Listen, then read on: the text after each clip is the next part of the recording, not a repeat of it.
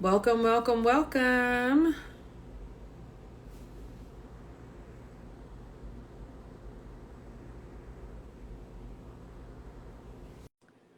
So, welcome to Thursday Talk, our first episode, self care, self preservation journey Yeah. with Black women.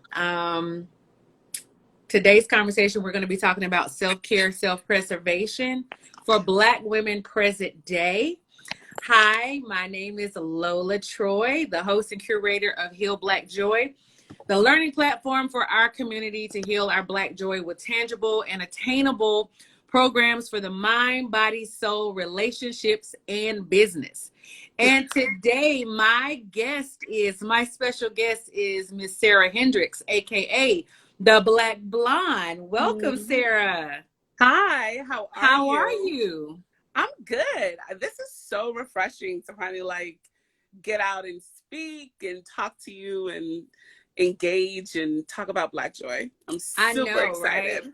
I'm I super chose you excited. today for this conversation because we're both Black women. We always talk about self-care, self-preservation journey. And because we talk about this stuff daily, we're both Yeah. very, very passionate about it. And Uh-huh. I knew that this conversation would be really, really special to do it with you. Yeah. Good. Thank you. And I'm so glad to be here. I'm so excited about what you're doing. Oh, wonderful. So I want to get right in. I want to get your thoughts about some things. Hmm. And then I want you to kind of give me your take on it if you Okay. want to do it that way. Okay, Hmm. cool. So we want to do a quick deep dive about self-care, self-preservation for Black women, present Okay. day, and what it looks like present day and what it looked like for our grandmothers and our mothers that is not working for us today, right? So the construct amount around mental health, physical, emotional health that says that we're supposed to keep going, keep pushing regardless of how we feel, which was the norm for our grandmothers and our mothers and aunts, and it's not working for us. Yeah. I honestly never worked for them, right? But they Mm, just didn't have the ability to say that this is not working. We come from a culture, I'm Caribbean, you're Black American, but we really have a lot of the same DNA and the same cultural structures where you work yourself to death, right? So, and that comes from colonialism, it comes from slavery, where our husbands were taken from us from, the jump. So, you get off the ship, your husband and your child is sold, and you got to fend for yourself and you got to work. You got to work and work and work and work. So, we have a construct that's actually in our DNA. There's several books that prove that we carry down certain characteristics and behaviors in our DNA. Until you unlearn it, you unprogram yourself and you kind of loose yourself from that. So, as Black women, we've never been taught that it is absolutely your birthright to rest. It is your mm, birthright to take care of yourself. And it is okay not to be superwoman. that's good. That's good. I mean, there's a major concern going on right now. Black women have finally decided that we're going to break this belief that we have to self-sacrifice for everybody else. We need to normalize rest, like you said. We will, self-preserve, because if we don't do it for ourselves, nobody else will do it for us. Yeah. And I think what's happening is we're tuning in, we're tapping in, and we're really getting to that place where we understand that it is okay to rejuvenate yourself. You are a human being. You're not an AI system, you're not a computer system, and no more Mm, are we, because as a consciousness, right? So I believe in energy and everything's energy. We're energy first, then we go into this physical form, and we could talk about that at another time. But okay. as a consciousness, we're opening up our enlightenment to see that we can create without labor. So there's a fallacy that to be a master creator, to be a master manifester, to be a masterful at anything, it has to come with labor. Labor means pain, labor means hard work. And we're coming into that realization that you can masterfully create without the pain. Like, we came into this time space reality to have a joyful, wonderful experience, not to have this experience of labor, of struggle. That's a mindset and that's a programming that we're learning to decode and unprogram and reprogram ourselves from. So I see some people, are on, and I just want you guys to drop down in the comments if you are one of those women that have this construct that I have to keep going, that I have to keep moving, that I don't get a chance to rest and relax, and I don't know the boundary of no. Because I want to talk about tip number one. So we're going to talk about how to learn how to set boundaries, and no is a complete sentence. Mm-hmm. So Miss Black Blonde, tell me about a time where you exercise the power of no. Actually, it was recently. So, I'm learning to put myself first. Period. Like, I don't care if it's a job, if it's an opportunity, if it's not for my best interest, if it doesn't flow for me, I'm not doing it. If it means I have to do extra, I'm not doing it. I will go hard for myself. And I do believe that, she's exercising her birthright. Hey, panic attack. Hey, everyone. I do believe that I have to come first. And if a business deal if it doesn't sit right, I'm not doing it. So most recently, one of the clients that I work with, they wanted us to do something extra. And I just said, no, I'm not coming in extra. I'm not staying late. I'm not losing another weekend. I'm not losing another summer day. It's okay for me to enjoy the summer. It's okay for me to enjoy the sunset. It's okay for me to wake up at my leisure. It's okay for me to do things at my pace. And that pace isn't hurry up and go. And, you have to learn ebb and flow. There's a time where you have to, grind and get stuff out. Like you're birthing out this platform and you're so focused and you're like, listen, we're going to get Black Joy off the ground. That's a grinding moment. But then there's going to be a time where you flow. So you build it so that you can work through it successfully. And that's where we lack a lot of teaching, is building our lives successfully. So you don't have boundaries because you don't know how to build a successful life that will facilitate those boundaries. You don't have to work 70 hours a week. You can actually assign people things. You can get a assistant for $6 an hour in the Philippines to do half of the stuff. So learning how to correctly build your life will give you better understanding on how to say no. We don't say no out of fear. Fear that we're going to disappoint someone, fear that we're going to miss an opportunity. But whatever the fear is linked to, you don't say no. You don't set boundaries because you're afraid. You just answered the question that I was going to ask you. And that is, why are Black women not only required to give reasons behind the no when other women don't have to give reasons? And why do we have to give the reason? Why do we feel compelled to give a reason behind our no? Because we weren't affirmed. Black women we're not affirmed in society. Fortunately, I was affirmed at home. My dad was like, you're smart, you're beautiful, that Black skin is beautiful. I was really fortunate to be affirmed at home. But when I got into the workplace, it was no. In my dating life, no. In everything you do, it's no, it's no, it's no. And you see someone who is your counterpart, a Barbara, a Jackie, a Karen, and, she has a mindset of entitlement. We don't operate under the mindset of entitlement. And in truth, in fact, we are also entitled. So when you come out into society and society tells you no, and you're programmed to apologize. I noticed myself always apologizing. And I'm like, what the hell am I apologizing for? Chad wouldn't apologize. No disrespect to Chad, but Chad wouldn't apologize. And you have to reprogram how you even speak, because in a lot of workplaces, you feel inferior, right? They make you feel inferior. I remember working for a really large organization, and my boss, who is a Karen, I'm sorry, and she would always look down at me and, why are you wearing this? And, those post-traumatic stress that we deal with when we go into a workplace and we're disrespected by our bosses. And listen, the disrespect may not be blatant. It's subtle. It's microaggression, right? So you don't feel affirmed. And if you don't feel affirmed, you're not going to affirm yourself. So a lot of these things come from not being affirmed in our outside environments. Mm. That's powerful. What you're saying, that you were affirmed at home. I think the majority of us were not affirmed at home. Right, right. I know it. And Yeah. I don't think that it was necessarily our mothers and our fathers' faults. They weren't affirmed at They home. weren't affirmed. Yeah. So because they modeled behavior after what they saw in their home growing up, they did the exact same thing in our home growing up. Mhm. So a lot of people were not affirmed at home. So you were actually very lucky and very you were actually lucky to get that affirmation from your father.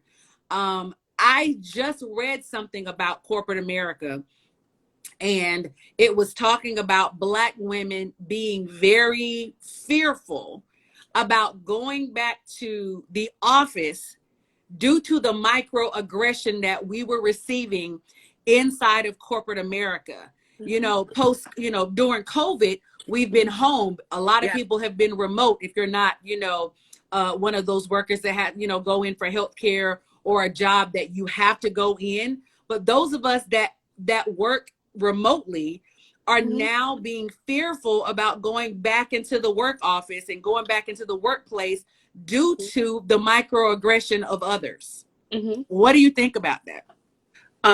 I think that this is a time for you to pivot. Like if you get knots in your stomach thinking about going back to work, pivot. Pivot. Take the time after work, learn a skill, get a certification. This is your moment in time to change. Black women, there was recent reports about how we lost the most during the pandemic. We lost the most jobs, we lost the most income. We were literally devastated by the pandemic. And according to different census and things of that nature, our Black wealth, with a snap of a finger, it won't be here. This is your time to pivot. The information age is the most beautiful thing we can be in right now. Yes, we Mm-hmm. have, we have societal constraints, but you can literally for $49.99 find some course, some class about something and start something new. This Mm-hmm. is the time for us to light the fire of entrepreneurship and become the Sarah Breedlove, her real what's Sarah Breedlove? Lady CJ Walker. We need more CJ Walkers. We need more Malcolm X's. We need more, this is our time to freaking pivot. Go back to the office, but every weekend, get you in a class. Learn insurance, learn real estate, learn sales, learn crypto, whatever. But do not allow yourself to pattern and remold yourself into society standards. Learn something new. And I'm not even talking, don't get no 4-year nothing. If it ain't 6 months or less, don't even think about it, okay? Because between Facebook advertising, marketing, or whatever, cooking, pastry, I don't care, but get you a pivoting moment. This is your time to get the exit strategy because they ain't gonna change. We always think like, oh, all of these corporate diversity training and la la la la la la, it ain't for us. I'm sorry. Mm, The systems mm. were not built for us. But guess what? We can build systems for ourselves. And thankfully, because of Instagram, Facebook, social media, with a couple of dollars, if you could get yourself a small budget of literally $10 a day, you can sell something online and make your income in a month. People like Ashley, Queen Ashley. There's a list of e-commerce people. What's the lady you bought a book the other day and she's making like $80,000 a month. But we have got to reprogram ourselves to know that your income does not have to come from a corporation. The money's Mm. out here. Whether it's doing a couple of webinars a week, but this is the time where, yes, you go back to work because you have your bills to pay, but you have to sacrifice those weekends, sacrifice those nights, learn something new, and pivot. I need everybody in the comments to write pivot.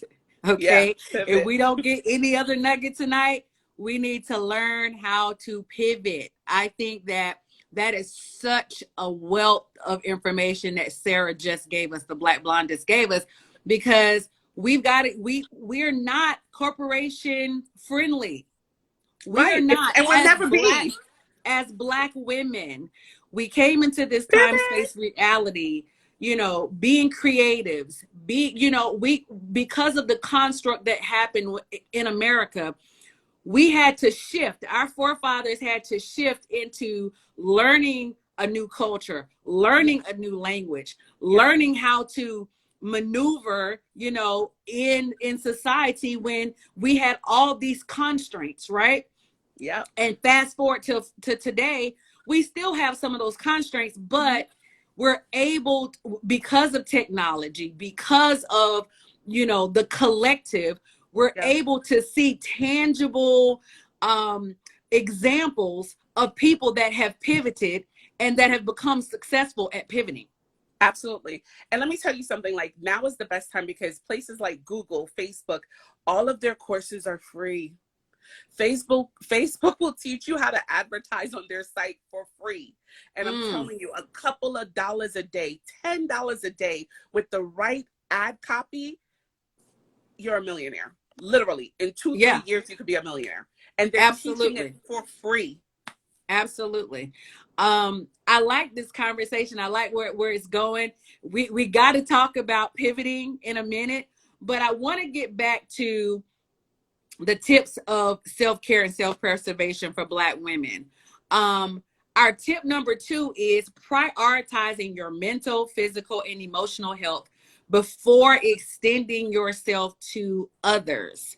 And with that being said, I want you to give me, Black Bond, an example of how you decided, you know what, I'm going to prioritize my mental health. I mean, we talked about Naomi Osaka. We talked about Simone Biles. You know, that's been just every day. It's been a story about Simone Biles. And it angers me to hear people that have not even gone outside and did a cartwheel talk to this woman who has the most, if not the most, medals in the history of the Olympics. Like, how can you say that she's not American? And how can you say that, you know, she needs to just, you know, suck it up and get it together, you know, suck it up and get it together. Like, she's not afforded the opportunity to say, no, I'm going to put my mental health first. So give me a time where, you already told me about a time where you said no, but tell me a time that you prioritized your mental health, your physical health, your emotional health. Yeah. I honestly have learned to become so selfish. I used to feel so guilty about choosing myself or saying yes to myself. Can I stop you for 1 second? Can I just stop you for 1 second? I don't want to use the word selfish. Okay. What do you want to use? Queenie Yangla says self-full. Self-full. Okay, self-full. Self-full. Self-full. I used to feel so guilty about being self-full. But last year during the pandemic, I literally stopped. I just stopped everything. I stopped working. I stopped everything. And I just rested. And choosing to rest, choosing consciously saying to myself that whatever I need, whatever I want to become, whatever's for me will always be there at the time it needs to be here. I don't need to break anything down. I don't need to go anything extra. This time is for me. And that was actually the greatest time of my life. I literally consumed all the books I wanted to consume, Conversations with God, Abraham Hicks. And I just allowed myself to just really be revenerated, and just really full of the consciousness, of the energy, of love, of light, of positive thinking. So that would be the time for me. I just said Sara first. And now when I do things, perfect example, I went away for the weekend. And the weekend trip started on Friday. But I wasn't ready on Friday. I was not ready to leave my house. I wasn't ready to come out of the house or anything. And I decided to go when I was ready, which was Saturday morning. And it's those little things like, yes, be mindful of, you know, if there's an event and you need to be there at a certain time, yes. But I now operate in flow. And if I'm not ready, I ain't ready. And I ain't gonna rush myself. I ain't gonna break my back, because I felt myself getting nervous, like, oh my God, you gotta get there. Everybody's there. And it's like, no, when I arrive is when I arrive. And I Mm-hmm. got there Mm-hmm. right when I was supposed to be there. It's like, it's Mm-hmm. so funny. I got there and I missed all of the drama. Like stuff was Right. happening I had no idea about. And I got there right at the peaceful time. So we need to tap into ourselves, tap into your divinity, and stop rushing yourself. Stop pushing this, like, get there, do it now. No, like, breathe and Mm. flow. Breathe and flow. I think it's about alignment too. I was reading where Simone Biles was trying to explain what was going on in practice, and she was just saying that when she would do a certain jump or a certain turn or a certain twist, it was like her mind was doing it, it was executing it, but her body was not in alignment with what was going Mhm. on in her brain. So that Got could it. actually damage her physically Yeah. because she wouldn't land properly. And Hmm. I think that we're getting to a place now, the conversations that we're having now about alignment, getting in Hmm. flow, being able, the power of no. I think Black women are now, when we start seeing more examples of that, isn't it really funny that Black women have been at the forefront of saying no? Yeah. Because you've got Yeah. other Black athletes, not trying to knock Black males, but we're always at the center of starting something. Absolutely. We're Listen, the always women's at the suffrage center wouldn't of happen without starting us. something. Yeah. We're always Absolutely. we played the side, we've played the best friend role forever.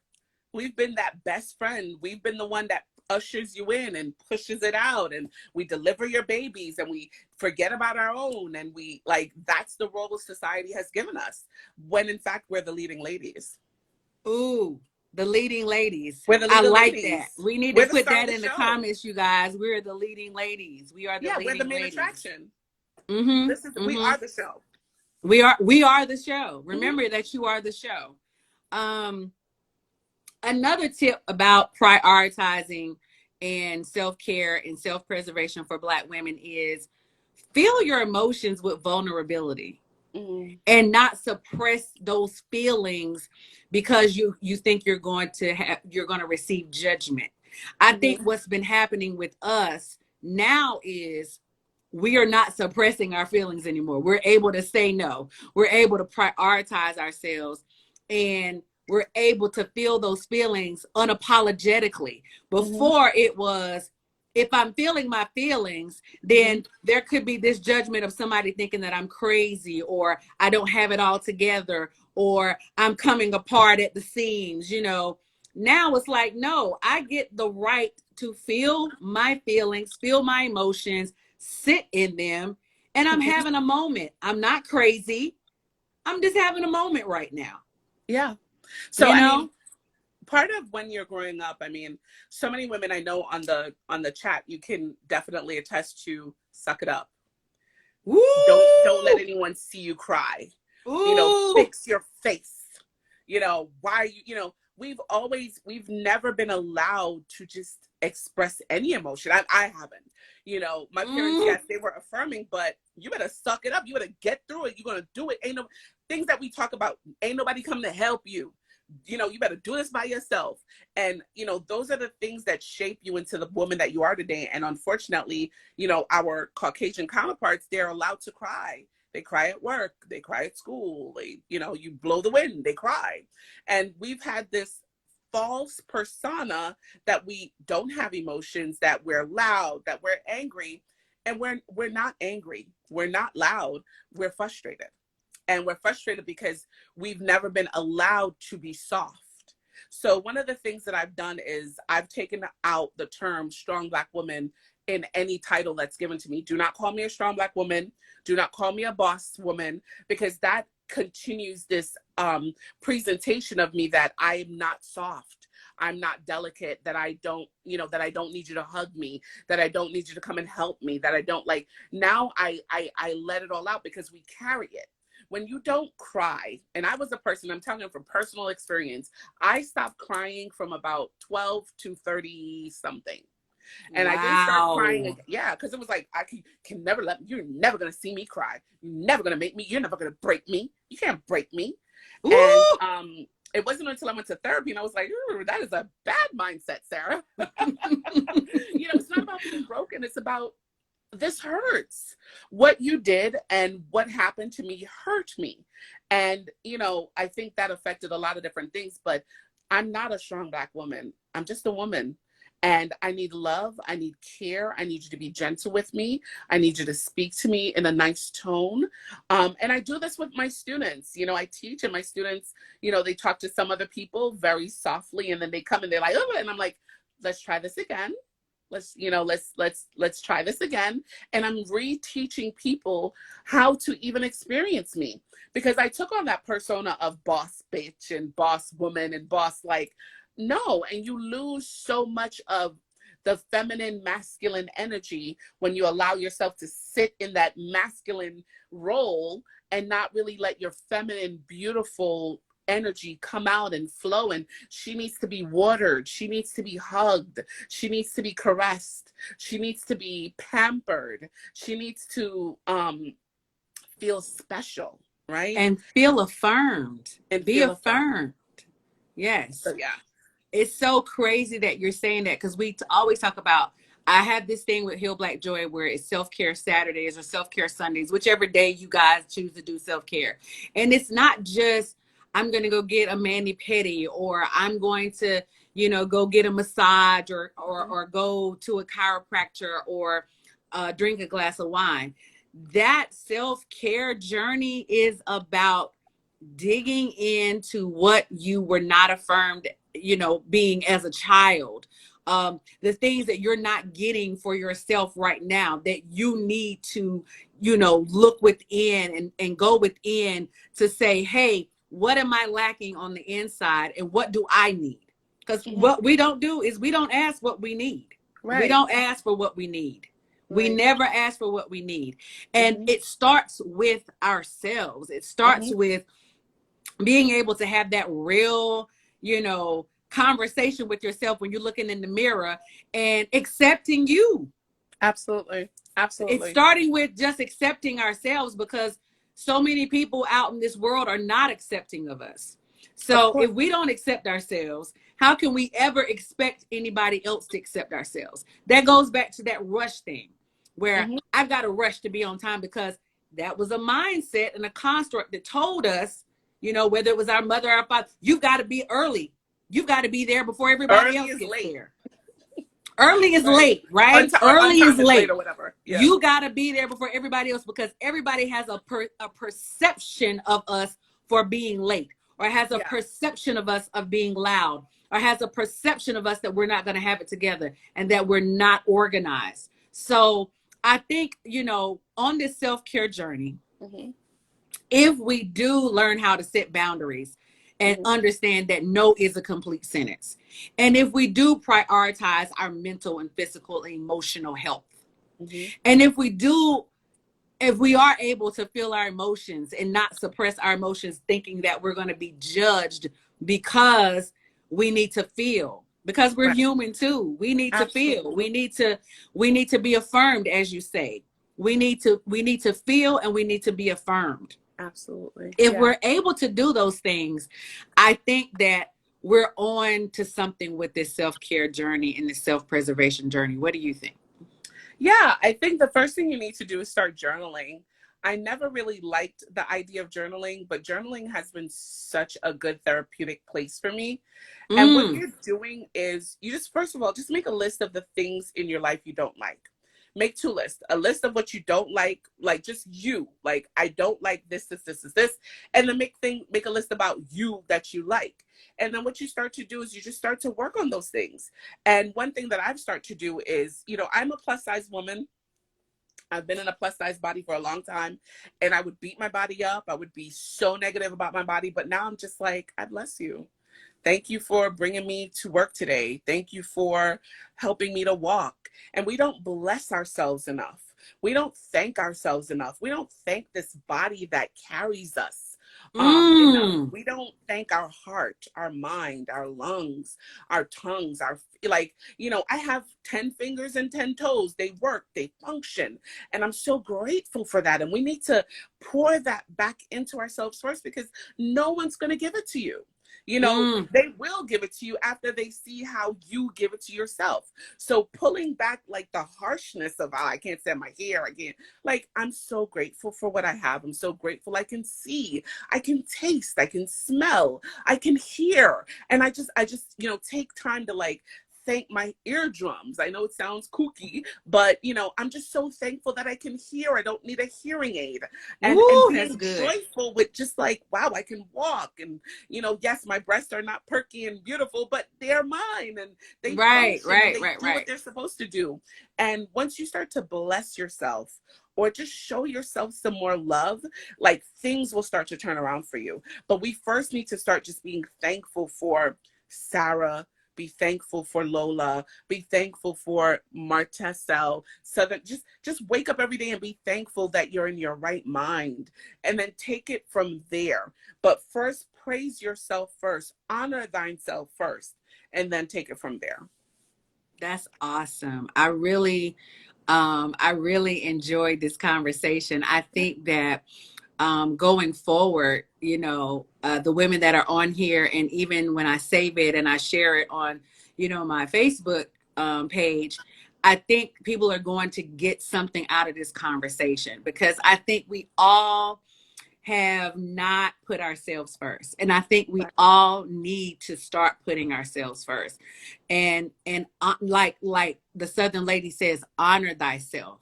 Honor Honor thyself. thyself. Queen love, yes. Queen love, queen vacation, Queenication. I love that. queenication, right? Queenication. That's the new thing. We need to go on a queenication. So Yeah. I think this is awesome. This is an awesome conversation. Those of you, I want you guys to tonight, if you can, send me a message, or send, you know, the Black Blonde a message, DM us, and tell us what you got out of this conversation. I want you to click like and share. You know, please, please, please follow the Black Blonde. Can you give them your Instagram handle so that everybody Yeah. So knows it's how to the Black follow you? Blonde. Sure. The Black Blonde _ The Black Blonde _. I'm Lola Troy Writes on Instagram. But if you guys could please share this, and I want you to please like at Heal Black Joy. That is my passion project that I'm working on to roll out really, really, really soon. Mm-hmm. I have a passion about us getting our joy back. And I think Yeah. in order to get our joy back, we've got to deal with those underlying things, like not self-preserving and not going on a self-care journey to get to that place of joy and get to that place of peace and get to that place of love, where we start attracting the things and the people and the opportunities that we want and desire. So if you could please follow Heal Black Joy on Facebook as well as Instagram. Follow the Black Blonde on Instagram. Follow me on Instagram and Facebook. And this conversation was everything. It was I just everything. really appreciate you for your insight. I appreciate you for your support. I Yeah. appreciate you for your thought process when it comes to us, because I know we are both very, very passionate about Black women and what we deal with on a daily basis. Absolutely. And remember, ladies, it's time to pivot. Pivot. Ooh, that's good. Pivot. Pivot. Everybody put pivot down. Pivot. So what are you working on? Before we get off, I want to talk to you about, what are you working on? No, I think this next is for it, girl. This was good. This is it. This is good. This is it. This is what good. I'm working on. Okay. Well, follow us at Heal Black Joy. Next week, we're going to be talking about, what are you still waiting for permission to do? Yes. We're going to talk about that. All my content is going to be about that next week. Click like and share on Heal Black Joy. I love you, ladies. I send you nothing but blessing balls that go out to you. I wish that everybody could have joined tonight, but we're going to post it. So you guys, if you have it, please share it on your page so that people can see it. Thank you so much for joining in tonight. And I say goodbye, farewell, Bye, so long. See ya. Bye.